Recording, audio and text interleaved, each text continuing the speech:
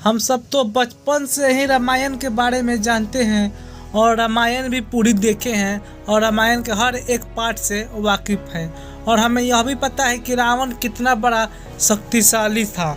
आखिर इसके पीछे का क्या रहस्य था, तो आइए हम सब इस कहानी के माध्यम से जानते हैं। रावण का जन्म सभी प्रकार के ग्रंथ में अलग अलग प्रकार से वर्णित किया गया है, क्योंकि किसी भी प्रकार के पुराण में एक समान ज्ञात नहीं है। रामायण में वाल्मीकि जी के अनुसार रावण पुरुषोत्तम का पोता था। इसका मतलब है कि विश्वामित्र का पुत्र था। विश्वामित्र की दो पत्नियां थीं। पहले पत्नी के कोख से कुबेर का जन्म हुआ था और दूसरी पत्नी, जिसका नाम केकसी था, वह अशुभ समय में गर्भ धारण की थी, जिसकी वजह से उसके गर्भ में रावण और कुंभकर्ण जैसे राक्षस पैदा हुए थे। तुलसी जी के रामचरितमानस में रावण के जन्म श्राप की वजह से हुआ था। वह नारद और प्रताप भानु की कथाओं को रावण के जन्म का कारण बताते हैं। एक समय की बात है जब नारद और संत आदि सभी मिलकर ऋषि वैकुंठ में चले गए, क्योंकि वह भगवान विष्णु के दर्शन करना चाहते थे। जैसे ही सभी ऋषि द्वार पर पहुंचते हैं, भगवान विष्णु के द्वारपाल जय और विजय ने उन्हें अंदर जाने से रोक दिया, जिसकी वजह से ऋषिगण बहुत ही ज़्यादा क्रोधित हो गए और गुस्से की वजह से वह द्वारपालों को श्राप दे दिया। यह कहा कि तुम राक्षस हो जाओगे, जिसके बाद द्वारपाल ने प्रार्थना की और अपने द्वारा किए गए अपराध की क्षमा मांगी।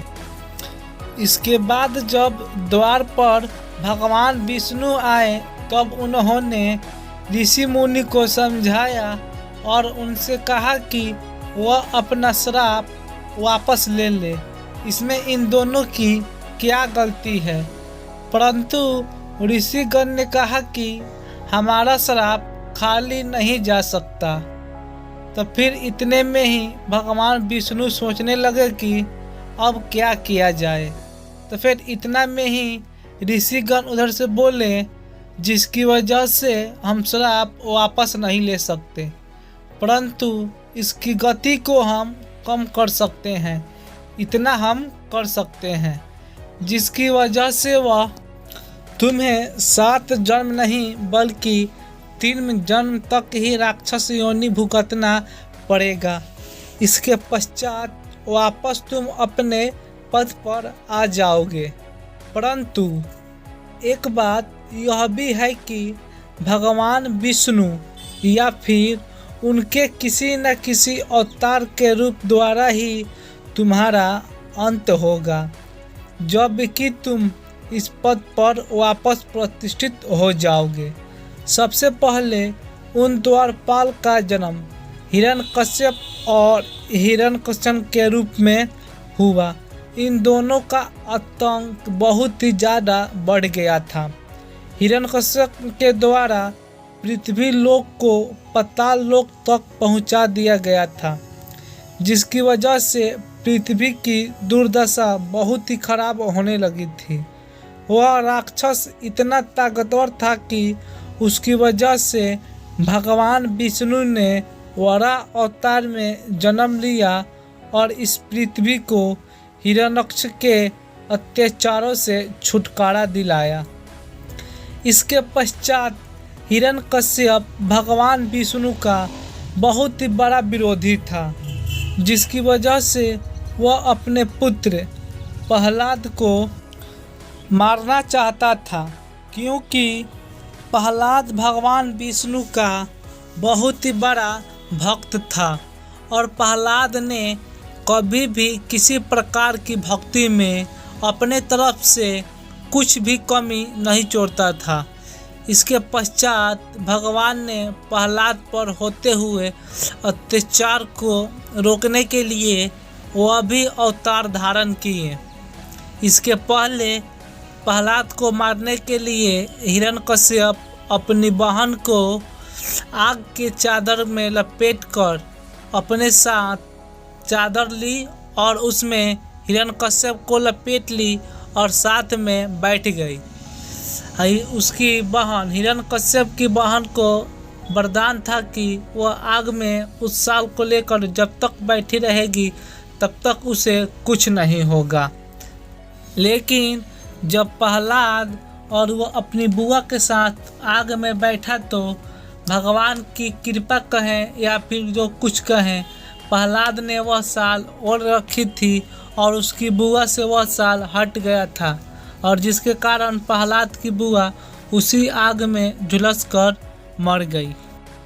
इतना सब देखे भगवान विष्णु से रहा नहीं गया और उन्होंने अपना जन्म फिर पृथ्वी पर जन्म लिया, नरसिंह के अवतार धारण किया और हिरण्यकश्यप का वध किया, जिसकी वजह से सभी लोगों को हिरण्यकश्यप के अत्याचार से छुटकारा मिल गया।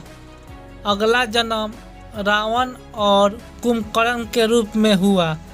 जब त्रेता युग में भगवान राम ने जन्म लिया, लेकिन इन दोनों को सर्वनाश किया और दुनिया को इनके पापों से मुक्त करवाई। इसके पश्चात ही तीसरा जन्म शिशुपाल और दंतवक्र नाम के दो अनचारी रूप में जन्म। उस समय भगवान विष्णु ने भगवान कृष्ण का जन्म लिया और इन दोनों का वध किया। वह युग द्वापर का युग कहा गया था। उस समय भगवान कृष्ण के अवतार लिए थे। तत्पश्चात इनके 3 जन्म संपूर्ण हो गया और बाद में इन्हें वापस अपने प्रतिष्ठित मिल गई, जिसकी वजह से वह वापस से द्वारपाल जय और विजय के रूप में जन्मों और भगवान विष्णु के द्वारपाल बन गए। रावण क्यों कहलाया दशानन? इसके 10 सिर का रहस्य क्या है? इसी वजह से रावण कहलाया था दशानन। आइए हम सब जानते हैं। रावण बहुत ही बड़ा महान तपस्वी था, इसलिए रावण ने भगवान शंकर से वरदान मांगी। एक एक करके वह अपना 10 सिर भगवान शिव के सामने अर्पित कर दिए थे। बहुत ही कठोर ताप के बाद रावण के 10 सिर की प्राप्ति हुई थी, जिन्हें लंका युद्ध में भगवान राम ने अपने वाण से एक एक करके काट दिया था। फिर भी रावण की मृत्यु नहीं हो पाई थी। जब भगवान राम ने रावण के भाई से पूछा तो उसने इशारा किया कि रावण के पेट यानी कि नाभि में तीर मारिएगा, तभी रावण की मृत्यु हो पाएगी, अन्यथा आप उसे मार नहीं सकते हैं। तब फिर भगवान राम ने रावण के नाभि में तीर मारी, फिर रावण की मृत्यु हुई और इसी के साथ संपूर्ण रामायण की भी मानिए तो समाप्ति हो गई थी। और ऐसे ही कहानी को सुनने के लिए हमारे चैनल को सब्सक्राइब जरूर करें।